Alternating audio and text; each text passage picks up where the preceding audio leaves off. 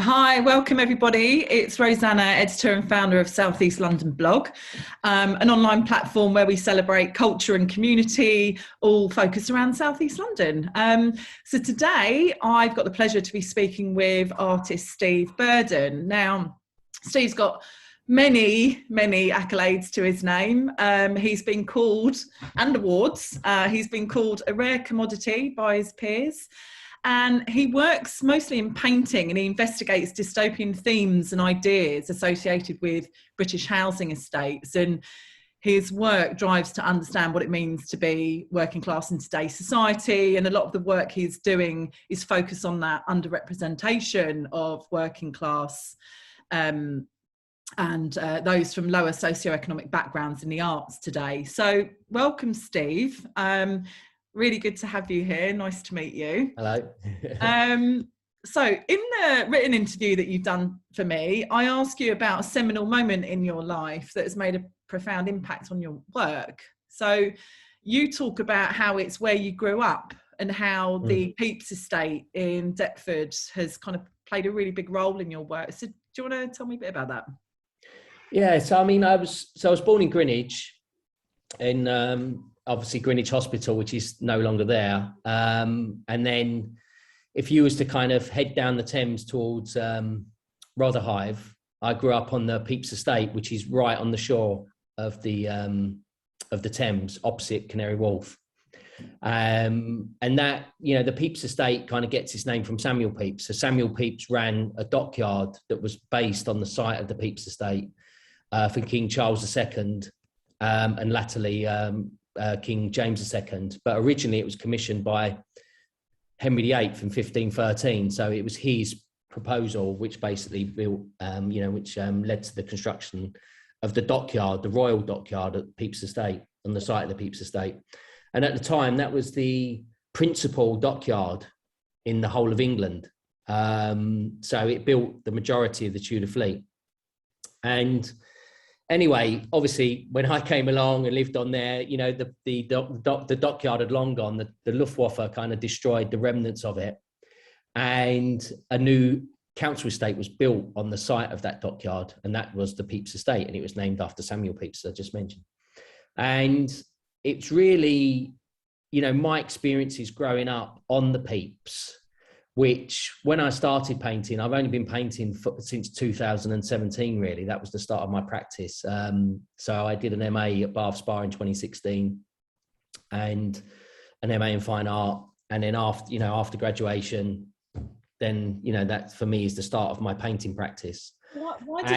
My core subject is the Peeps Estate. That's kind of like, that's the bedrock of the whole of the practice. What were you doing before? So before that, I attended Goldsmiths. That's where I got my degree. Yeah. And when I graduated, I kind of went into commercial art, for want of a better word, but that's what graphic design or branding used to be called. It was commercial art. And I got sucked into slowly, but you know, I left the kind of the world of fine arts and being a kind of, you know, a honest artist and became a designer. And that's really where I spent the bulk of my, you know, my years was being a designer. So what was your calling card then in 2016 when you made the application to Goldsmiths? What happened? Can you remember? Well, I got a bit long in the tooth with design, and I become a bit disenfranchised, I guess, with the whole kind of sector. And I was working as a creative director. You know, I'd kind of ascended up through the ranks, and I was working for all the kind of the high and mighty in the design and branding world. As a hard-ass creative director, that's what I used to do. You know, that was my job, and I used to work for a whole plethora of different clients. But to be honest, I got a bit kind of disappointed with the ethics and a lot of the kind of the morals of the whole industry. And I mean, you know, if you're talking about thinking more and buying less, you know, my whole job was essentially centered around people buying more. And a lot of it kind of started to grate with me, and I wasn't, you know, I kind of got a bit peed off with the politic. And my wife just said to me, like, you know, look, you're really bitter and you're very unhappy. Like, what do you really want to do? And I said, no, it flies in the face of all economic viability, but I'd love to go back to art, like in its pure form. Yeah. And she said, well, listen, if that's what you want to do, you've got my blessing, and here I am now, you know. So that was the catalyst, you know, that kind of prompted me to pick up the paintbrushes. I feel your go pain. Back to it. I feel your pain with the agency side. I mean, I won't say too much, but I work in PR, so I've done like agency in-house stuff, and some of the roles I've had, you think, oh, you know, how do you reposition this and pitch this and sell that? It's like, I don't care. I don't care anymore about any of this stuff, you know. And I feel that. I get what you're saying. Yeah, I think life's short, and you know, it's you. After a while, you kind of, you know, you have a couple of moments where, you know, you think to yourself, God, what's it all about? Yeah. And is it really important? You know, the fact that I'm blowing smoke out my arse and just, you know, and it's just, and you know, you're running around like a headless chicken, and you're caught on the wheel, and you're just running at a rate of knots, and you're just out of breath. And I think, you know, every now and then you have to kind of have a little pause and think, you know, what's it really all about, and is it worth it? So right, well, let's dive into a bit of your work then. So behind me is called Abattoir. So you painted this in 2016 while you were at Bath Spa University, is that right? Yes. So this was quite a kind of you know, a seminal piece, to use a bit of art jargon, but I think this painting did a lot of heavy lifting for me. There's no doubt about it, and I think it did kind of put me on the map. Yeah. I mean, obviously, that, you know, the whole thing with art is it's a slow burn. It's a marathon. It's not a sprint. And you know, I think, you know, you've got to obviously build a kind of sustainable practice, and that, you know, and obviously I'm trying to build a sustainable practice. I'm nowhere near that yet, but you know, art is hard. Anyway, back to Abattoir. Abattoir is based around an abattoir that was on the site of the Peeps Estate. So I mentioned about Henry VIII building a kind of, you know, a hard-arsed manufacturing plant to build his warships. Yeah. By the time that Pepys came along, it wasn't so much of a kind of a construction site for ships. It was a victualling site. So it actually used to supply ships. And probably one of the most famous ones being the Endeavour. So cook ship. Right. It also had, you know, the Golden Hind moored there, and all sorts of different kind of key kind of ships throughout history. Anyway, it became a victualling site, and obviously as part of that victualling site, there were lots of different industries on the site of the Peeps Estate. It had a cattle market, it had an animal market, because obviously these ships needed to be supplied for their travels, and obviously adjacent to the livestock coming in, there was an abattoir where the livestock were brought in, they were slaughtered. It obviously had a huge salt cellars, a cooperage, all on the footprint of the Peeps Estate. So the meat would be salted and preserved, thrown in a barrel, and off it went on the ship. So there was an abattoir there, and obviously the whole notion and the kind of macabre aspects of an abattoir kind of interest me. And this painting, these figures, they're a fusion of old and new. So we've got the kind of the gang of old. So there's been gangs on the site of the Peeps Estate for centuries. Yeah. And I was quite interested in this notion. There's the guy right on the left, this side. Yeah, the guy in the bowler hat. Yeah, really old bowler hat on. Yeah. Yeah, and there's a police officer down the other end. Yeah. But what I wanted to do was I'm actually in the painting as well, but I doubt you'll be able to spot me. But anyway, it's a kind of a fusion of old and new. So I was quite interested in the gangs of today. Yeah. That are kind of present on the estate, and the gangs of old. Right. And I basically threw them all into the same pot. Yeah. And so it's quite a large painting. It's 2 meters wide by 1.6 meters high. Wow. But this painting went on. So initially, it was exhibited in the university foyer. Yeah. And they were talking about buying it. Anyway, I entered it into an art show, and it won the Open, and it won the top prize essentially. And after that, it won another prize, and it went on to tour the southwest of England and it went into several different museums in the south of England. In advance of the tour, it was actually purchased by a collector, but she had to wait a year to get hold of the painting, because obviously for me, it was more important for the painting to go on tour than to get the readies from the painting straight away. But it did, as I mentioned, it did kind of put me on the map, really. It gave me a kind of a leg up into the fractious world of art. Look, I'm going to ask you about another one of your paintings. And I'm actually going to change my background because it was one of my favourites, and I'll tell you why. All right, yeah.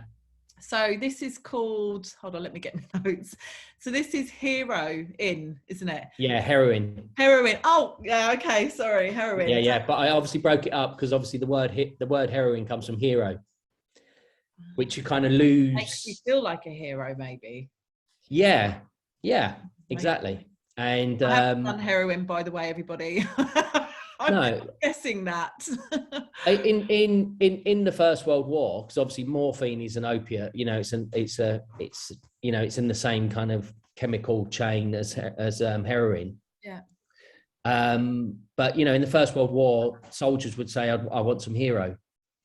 And what they were basically saying was, I need a shot of morphine because the pain is to that level whereby, I need a bit of hero. And obviously the word heroin kind of came out of that whole kind of chapter of history. God, so what I'm kind of interested in with this painting is there's kind of quite a lot of different motifs going on with this one. Yeah. Obviously the estate is the backdrop to the painting. So that's a kind of vista within the Peeps. Yeah. And then you've got these figures that I've kind of referenced from Goya, which was all about this kind of Catholic procession in Spain. I went to a Catholic school, so I went to a convent school in Bermondsey. It was run by the Sisters of Mercy. When I was a kid, they took me to Rome to meet the Pope. So Catholicism and religion is referenced in this painting, and then obviously the hero in this instance is Hercules, who's obviously one of the original heroes. And this is a bit of a dig at Boris, I guess, in that kind of Boris is always talking about kind of Greek mythology and referencing Greek mythology in his rhetoric, in a kind of, to heighten his kind of elitism and all those kind of things. And I put Hercules in here, but obviously the kind of the mindset of the painting is there's been heroin on the estate for 50 years on the Peeps Estate. It's still there. It's not going away. And I wanted to talk about it. But as I said, there's quite a lot in this kind of little melting pot of a painting. There's quite a lot of ingredients that I've thrown in, and it's come out looking like that. So what I was going to ask, because I also went to a convent school, went to two for my sins in Wimbledon, and I probably feel the same way about you. I don't need to go into it, but I was wondering why they were in this and why, because they look like nuns to me in this. How is he the hero? Why is he kind of raining down on them? What's the process behind your thinking? Well, he's kind of bashing the crap out of these people that are kind of on pilgrimage underneath him, and kind of dancing around him, really. Because obviously that's what heroin does. Heroin spares no prisoners. It's in charge. It's the governor. It becomes all consuming, and that's what I kind of wanted to try and start to maybe articulate with this painting. But obviously it can get read in lots of different ways, and also the ways that this is about flagellation as well, and kind of extremism, but within a kind of a Catholic kind of domain. And obviously that's what you do that with heroin. You beat yourself up with it, and I'm quite interested in that. But as I said, I'm quite interested in the kind of the fanaticism, I guess, of the Catholic doctrine, and some of the ways that it can be construed. I'm not saying that's everything, because it's not. Yeah. But there are certain chapters of all religions that obviously take things maybe a little bit too far. And, I'm kind of talking about that with this painting. So I'm going to move a little bit away from the painting now. Yes. When we were talking earlier about the underrepresentation of kind of class artists in art, tell me, you say it's being about a 20-year-old problem. So Let's talk a bit about that. And you mentioned you're doing some workshops in South London as well. So I'd be interested to hear about it. Yeah. So obviously, where I used to live, I grew up as a Millwall supporter. When I was kind of like a teenager, before I kind of started at Goldsmiths, I guess, so from 12 to 18, I used to go to the Den quite a lot. The old Den, this is. I've actually never been to the new one. What is the Den? Is that the foot? I don't know. The Den is Mill Football Club. Oh God, so obviously their motif is a lion, the pride of London. Yeah. And where they play football is called the Den. That's the name of their ground, their football ground. And it was whilst I was kind of researching a channel of work around Millwall Football Club, of which I've done some paintings, that I uncovered this research around the working class, and specifically white working class boys, actually. So white working class boys are the worst performing group in UK education. And that kind of broadsided me a bit because, I grew up in a council flat. I'm from a working class family in no uncertain terms. Yes, I'm the only one of my family that attended university. But at the time, I didn't really think about that. And I went on to get a first class honours degree from Goldsmiths. But I was so kind of tunnel visioned and blinkered. I didn't really think or look at my peers or, kind of the blokes that I was growing up with, and the fact that none of them went to university or did things. But, it didn't even register. So obviously after quite a successful career in design, obviously being an artist and stuff and uncovering this research, it totally kind of, as I say, broadsided me and was shocking.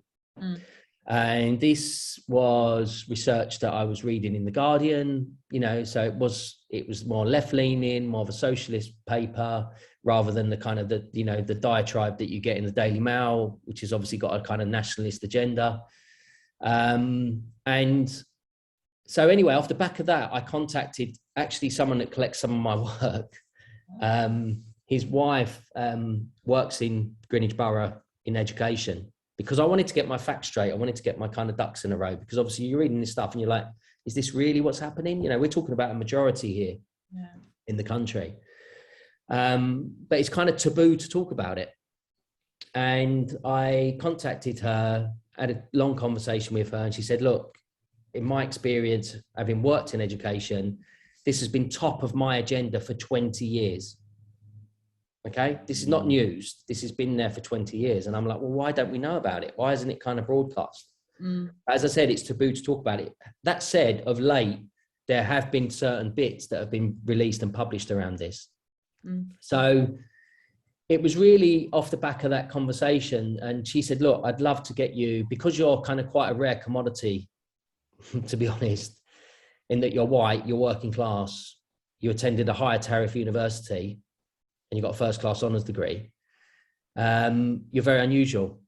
And we would like you, would you consider coming in and dealing with our schools of all ethnicities? So I'm not just dealing with kind of white working class boys, I'm dealing with the working class, I'm dealing with the underrepresented, whatever, of whatever colour. How does that make you feel when she said that to you? That you're obviously it was,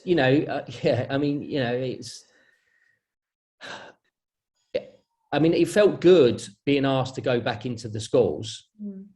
It didn't feel good saying, you're a bit of a rarity, if I be honest, because obviously what it points at is the total underrepresentation of white working class boys in higher education. And in fact, they're the worst represented group in higher education. Yeah. And these are the facts. Below all other ethnic groups. So it's a huge issue, because obviously, as I said, we're dealing with a majority of the population here. We're not dealing with minorities. Yeah. But for whatever reason, there's this huge elephant in the room, and no one's really prepared to talk about it. So for me, that's kind of fanning the flames. And obviously, I want to start making work about it. So yeah, I want to start making work about these issues, and I've started making work about them, and my work has been exhibited on these issues. So I've got a piece called Bottom of the Class that was exhibited last year in Bristol. And And now this is kind of this is very much kind of front of practice. So the Peeps is kind of there in the background, but actually now I'm much more interested in kind of class issues, and I want to kind of start to, I'm doing a lot more research into this, and I'm making a lot more work about it. And then obviously the other big pillar is this kind of school engagement.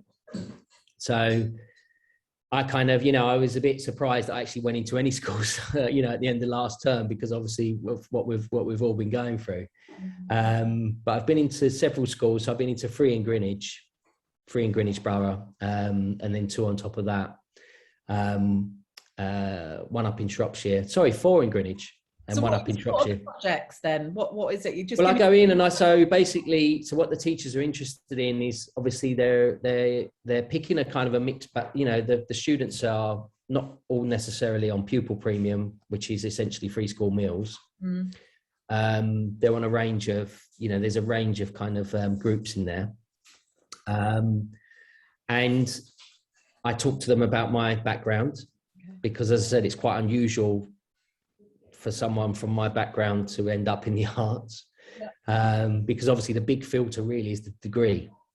Yeah, that's the thing, is have you got a degree in art? Normally most artists, they tend to study art, and then obviously they make a career in it, or they've got a career in something else and they paint on the side. But for someone in my position who's a full-time artist, obviously I've got a degree and now I'm an artist. But if you listen to what I've just said, which is all around white working class underrepresentation, obviously that means that there's not many white working class boys that are graduating with degrees. Therefore, there's a whole paucity of these individuals in the arts. So I talk to them about my background. I do kind of two practicals with them, one around their context, their place, because obviously my context, my environment is very central to my work. So we do a whole thing around that. Then I talk to them about why I want them to be artists, why we need them to be artists, because, mostly posh people paint. It's sad, but it's true. And mostly middle class, most of the people that graduate with fine art degrees, 90% at least, are from a middle class or upper middle class background. So it's vital that these working class kids. Is it a money thing? Is it, well, yeah, yes, you have to pay to go to university, but is it, I just don't, I don't get it. Always the arts are cut. My sister's a music teacher. This is cut, that's cut, I don't.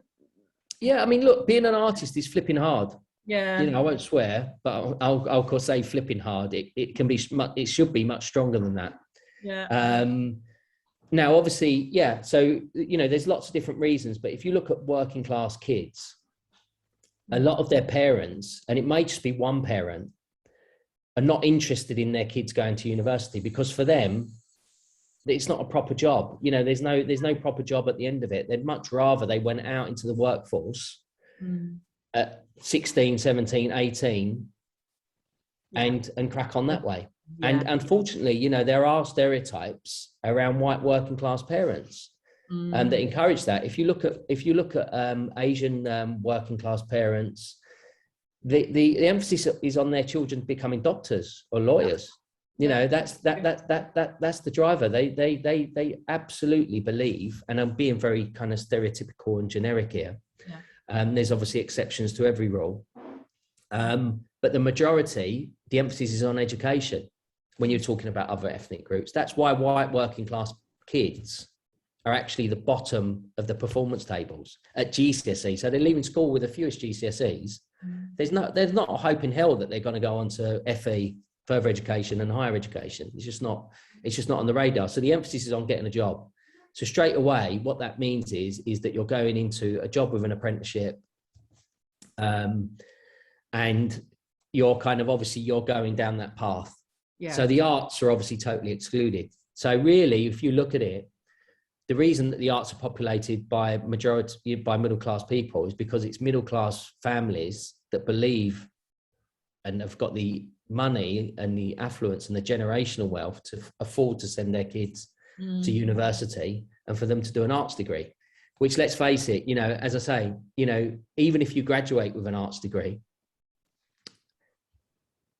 there's it's still so difficult to be an artist, a full-time artist. So you know, so there's lots of different barriers. As I said, it starts with a parent group, it starts with a family group, and then it just goes on from there, really. So with these, you know, what does I'm going to just ask you just a couple more questions. What does the future hold for you then? You're doing a lot of these workshops. So are you focusing on more work? You've got an exhibition coming up, which I'm going to head down to. Yeah. A group show at the No Format Gallery in Deptford in September. Yeah. That's going to be interesting. But what are your plans for the future? What's on your radar? Well, obviously, you know, I'm adamant that I'm going to continue painting and working. It's not an easy game at all. Yeah. You've got to beg, borrow, and steal. There's lots of boxing analogies that I use about rolling with the punches and having fixed skin and a strong jaw, because there's obviously a lot of knockbacks. But yeah, I'm determined to make a living from my work, and build a sustainable practice. You know, I was kind of waffling on about that at the start, but that's first and foremost. So I will continue to work. The workshops, I actually probably did too many of them, so I did several in a month. Wow. And I still want to do them. They're very important. Yeah. And they're very rewarding on lots of different levels. But I'll do, you know, probably one a month moving forward. And that just won't be restricted to Greenwich Borough. That will be, you know, I'm working pretty much with all of the schools in Greenwich Borough, secondary schools. It will be a bigger catchment. You know, I mentioned I worked with one school up in Shropshire, so that will still be there. The shows, I've got two kind of shows coming up. I've got one next month in No Format Gallery, which is in Deptford, which is a really cool gallery. You know, run by lovely people. It's actually run by Second Floor Studios, that are a big kind of advocate of studio space within London. Okay. And they kind of, you know, that's a massive part of their mantra, which is kind of creating affordable workspaces for artists in London, with all of the kind of with all of the developments that are going on, as you know, with property prices and everything else. Yeah, that's really interesting. And obviously London hemorrhaging artists. You know, obviously the popular place at the moment is Margate and Ramsgate, and everyone's heading down to the, you know, those parts of the world. Yeah.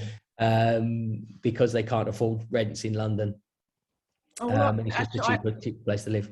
I might check them out. So yeah, so that's No Format. And then obviously I've got and you know, obviously I'll put the links in the in our chat, you know, our online chat thing. I've also got a show that I'm doing with Unreal Estates, which is quite an interesting little show, actually. So I'm collaborating with a playwright, a writer. Oh. And we're building a whole body of work around a houseboat that's currently for sale in Bristol Harbour. Right. And we've wrote a whole narrative, or rather he's wrote a whole narrative around it, and I'm visualising that narrative. And that's really exciting, actually. And that's going to be going online in October, and then exhibited next year in an estate agent. Oh wow! All right, yeah. Well, that's going to be quite a good thing. Yeah, that's different. Okay, well, I look forward to looking at that. Yeah. So you know, so I think, you know, even with obviously with COVID, and we've all experienced, you know, it's been a weird kind of space, because I've been kind of homeschooling my sons for 14 months. I've still managed to get stuff done, but obviously there's a load of backlog, and there's a load waiting to happen, because I've just been absolutely distracted with homeschool. It's been the most stressful thing I've ever done.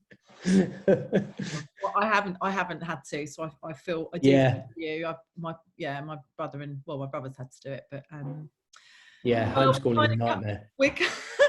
Well, also it's whether, I mean, I think the teachers were expecting all you know, parents as to be teachers, you know what the hell you're talking about. Yeah.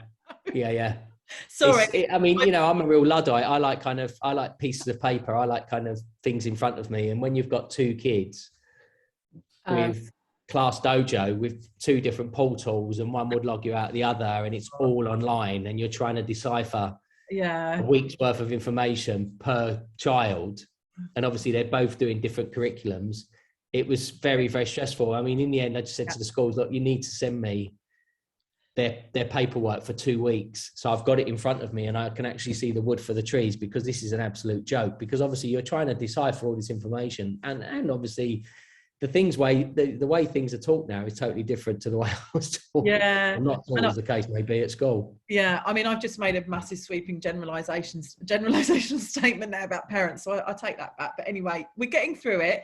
I've just got one other thing that I wanted to pick you up on. So Yes. I asked you about your fantasy dinner guests, and Kathy Burke is one of them. And I love Kathy Burke. I think she's brilliant. So why did you pick her? Well, there's quite a famous film that was made or shot on the Peeps Estate, and it's called Nil by Mouth. Oh yes, and it's a Gary Oldman film. I mean, it was shot on 2 estates, but it was a lot of it was shot on the Peeps. Yeah. It won't tell you that in Wikipedia. Actually, it tells you a different estate, but that's not right, because actually, I can tell you now, a lot of it was shot on the Peeps Estate. Anyway, she's in it.